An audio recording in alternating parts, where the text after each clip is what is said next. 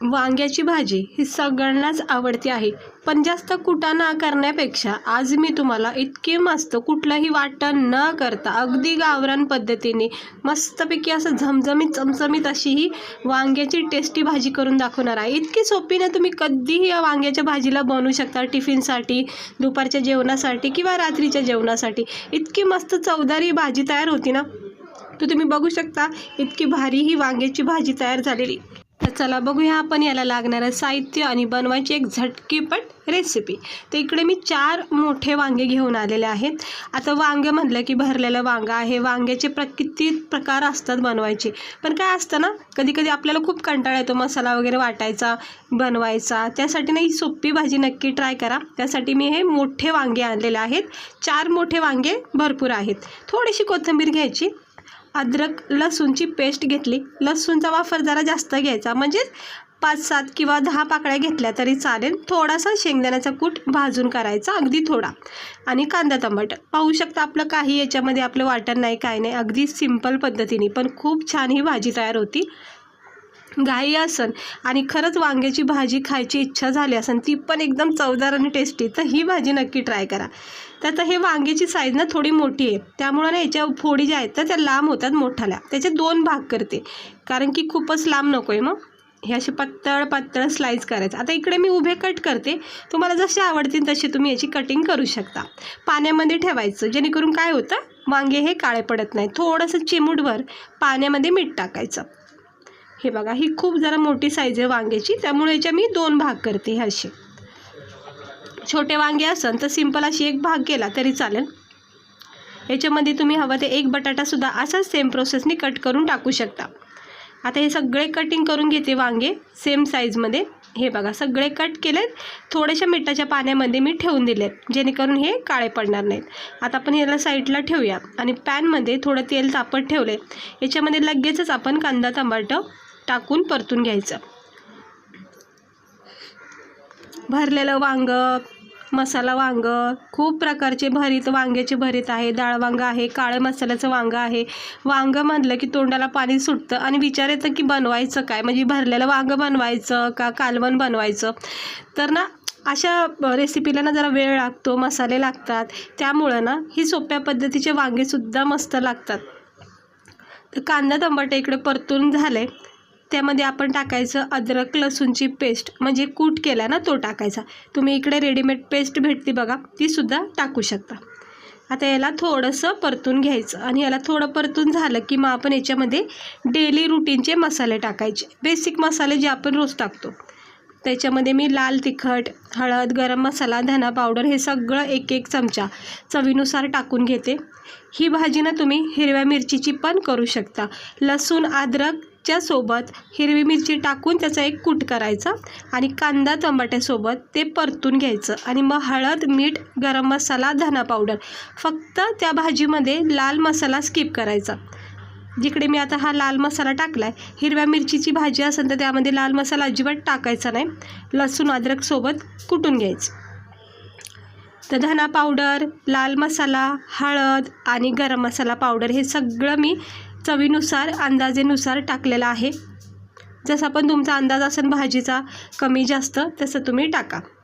आता ह्याला चांगलं परतून घ्यायचं आहे। पाहू शकता आपण तेलाचा वापर पण जास्त केलेला नाही आहे। ह्याच्यावर थोडंसं पाणी टाकायचं थेंबभर, जेणेकरून मसाला चिटकत नाही आणि चांगलं मग तरी सुटूस तर फ्राय होतो। थोडंसं पाणी टाकलं की मसाला चिटकत नाही। हे बघा, तेल सुटलं की याच्यामध्ये अगदी थोडंसं पाणी टाकायचं 1 चमच्यानं। आता याला चांगलं परतून घेते तेल सुटेपर्यंत। जितका मसाला चांगला परतून घेता तितकी भाजीला चव चांगली येते। शेंगदाण्याचा कूट ह्या स्टेजवर टाकून घ्यायचं, 1-2-2.5 चमचे हे शेंगदाणे आहेत, भाजून घ्यायचे आणि मग ह्याला थोडंसं बारीक करायचं, अगदी बारीक नाही, थोडंसं दाणे दाणे राहिले पाहिजेत। खाता वेळेस खूप मस्त वाटतात मग असे शेंगदाणे। आता शेंगदाणे टाकलेत, लसूण अद्रक टाकले, विचार करू शकता इतकी छान याचा फ्लेवर, म्हणजे चव येणार आहे या भाजीची। तर ह्यालासुद्धा झाकण ठेवून आता चांगलं परतून घेते, 1-1.5 मिनटं तरी परतून घ्यायचं आणि बघू शकता आपला हा मसाला किती छान फ्राय झाला आहे, तेल सुटलेलं आहे व्यवस्थित आणि रंग इतका सुंदर आला आहे। ह्या स्टेजवर मीठ टाकून घ्या, वांगे टाकल्यावर मीठ टाकू नका, ह्या स्टेजवर मीठ टाकायचं। आणि मग आता आपण याच्यामध्ये वांग्याच्या फोडी टाकायच्या, स्वच्छ धुवून घ्यायच्या, मिठाचं पाणी काढून घ्यायचं आणि मग हलक्या हाताने याला पूर्ण मसाल्यामध्ये कवर करायचं. याची मसाल्याची कोटिंग व्यवस्थित लागली पाहिजे वांग्याला.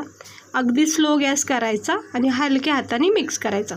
आता माझा पॅन लहान आहे, मोठ्या कढाईमध्ये खूप मस्त सहजपणे हे मिक्स करता येतं. तर ते सगळं मी कवर करून घेतलं आहे.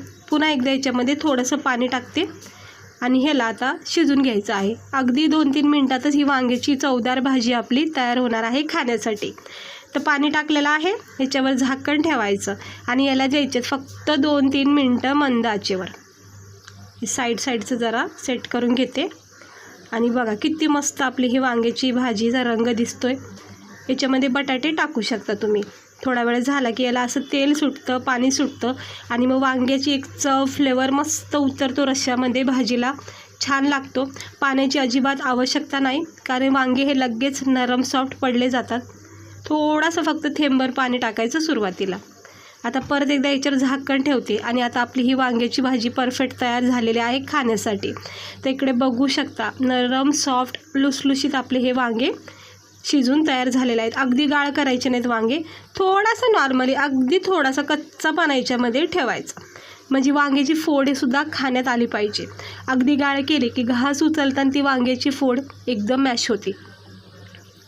वरून थोडीशी कोथिंबीर टाकायची आणि इकडे बघू शकता आपली ही भाजी किती मस्त दिसते. सुंदर अशी अप्रतिम भाजी झाली, कुठलंही वाटण न करता. गॅस बंद केलेला आहे. आता इथे गॅस बंद करून घेते आणि ही भाजी आता तुम्ही बघा किती मस्त झाली, गरमागरम टेस्टी. थंडीच्या वातावरणामध्ये वांग्याची अशी टेस्टी चवदार भाजी खायला भेटली तर भूक माझी वाढलीच जाते. तर चला आपण ह्याला प्लेटमध्ये सर्व करूया गरमागरम. तर इकडे मी प्लेटमध्ये ही आपली गरमागरम वांग्याची भाजी सर्व केलेली आहे. तर बघा किती मस्त झाली, झमझमीत चमचमीत. लसूण शेंगदाण्याचा इतका छान फ्लेवर येतो याच्यामध्ये वांग्याची भाजी म्हणली आणि त्याच्यामध्ये लसूण शेंगदाणे जर टाकली ना तर त्याची चव म्हणजे अप्रतिम येते. सोबत अद्रक लसूणची पेस्ट आहे, मसाले आहेत छानपैकी. तर तुम्ही विचार करू शकता आपली ही भाजी किती चवदार लागणार आहे, कुठलाही जास्त कुटाणा वाटण न करता. अगदी सहज कमी वेळामध्ये कमी साहित्यामध्ये झटकीपट ही वांग्याची भाजी करून खा. सकाळच्या घाईमध्ये टिफिनसाठी खूप झटकीपट ही भाजी बनवू शकता. रात्री भाजीला उशीर झाला तर अशा वेळेससुद्धा 2-3 वांगे कट करून ही भाजी बनवू शकता. तर चला भेटते मी तुम्हाला पुढच्या व्हिडिओमध्ये एका अशाच नवीन रेसिपीसोबत.